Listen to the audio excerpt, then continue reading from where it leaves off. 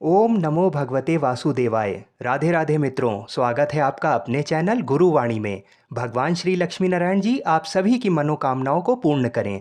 भाद्रपद मास की कृष्ण पक्ष की एकादशी को अजा एकादशी कहा जाता है। वर्ष 2022 में अजा एकादशी का व्रत 23 अगस्त के दिन रखा जाएगा। जैसा कि पुराणों में वर्णित है कि अजा एकादशी का व्रत रखने और इसकी कथा को सुनने मात्र से अश्वमेघ यज्ञ के समान पुण्य फल की प्राप्ति होती है। और अश्वमेघ यज्ञ का पुण्य इतना अनंत होता है कि इसकी कल्पना आप इसी से कर सकते हैं कि भगवान श्री रामचंद्र जी ने अपने जीवन काल में अश्वमेघ यज्ञ किया था और इसी यज्ञ के फल के कारण उन्हें अपने पुत्रों लव और कुश से मिलने का अवसर प्राप्त हुआ था।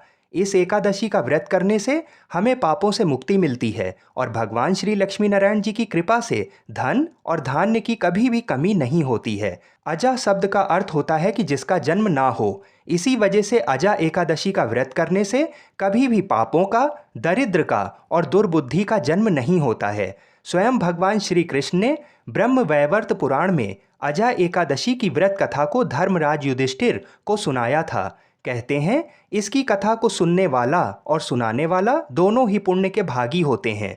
पुराणों के अनुसार इस एकादशी का व्रत अगर महिलाएं करती हैं तो उनकी संतान को जो भी कष्ट है उनका निवारण होता है, और जिन विवाहित महिलाओं की संतान नहीं है तो उन्हें संतान की प्राप्ति होती है।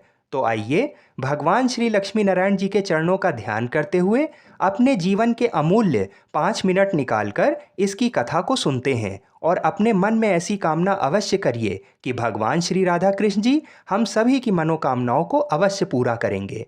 भगवान श्री कृष्ण जी युधिष्ठिर से कहते हैं, प्राचीन काल में हरिश्चंद्र नामक एक चक्रवर्ती राजा राज्य करता था। राजा हरिश्चंद्र अपनी सभ्यता पर अडिग थे तथा उन्हें सत्य के अलावा कुछ भी नहीं दिखाई देता था और उनके मुख से कभी भी असत्य नहीं निकला करता था।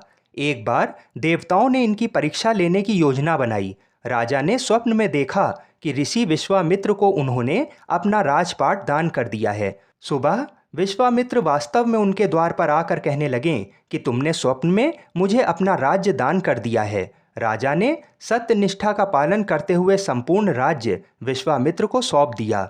दान के लिए दक्षिणा चुकाने हेतु राजा हरिश्चंद्र ने अपनी पत्नी, बेटे और स्वयं को भी बेच दिया। हरिश्चंद्र को एक डोम ने खरीद लिया जो शमशान भूमि में लोगों का दाह संस्कार का काम करता था। राजा हरिश्चंद्र स्वयं एक चंडाल के दास बन गए।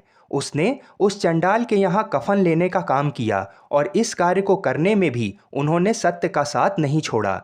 इसी प्रकार ये कार्य करते हुए उन्हें कई वर्ष बीत गए और स्वयं राजा हरिश्चंद्र और उनकी पत्नी और बेटे भयंकर गरीबी और दुख को सहते हुए अपना जीवन व्यतीत करने लगे।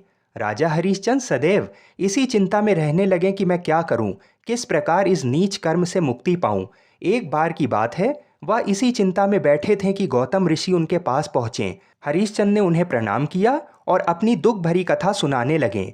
तब गौतम ऋषि ने हरिश्चंद्र से कहा कि आप भादो माह के कृष्ण पक्ष की एकादशी, जिसे अजा एकादशी कहा जाता है, उसका विधि पूर्वक व्रत करें और रात्रि जागरण करें। ऐसा करने से भगवान श्री विष्णु आपके संपूर्ण कष्टों का निवारण करेंगे।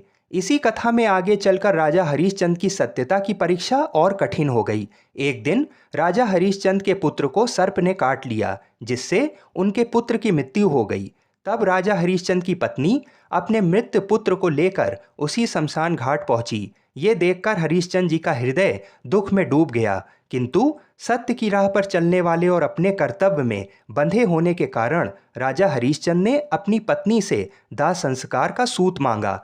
तब उनकी पत्नी ने रोते हुए अपने पास कुछ भी ना होने के कारण अपनी साड़ी फाड़ के ही उनका सूत चुकाया।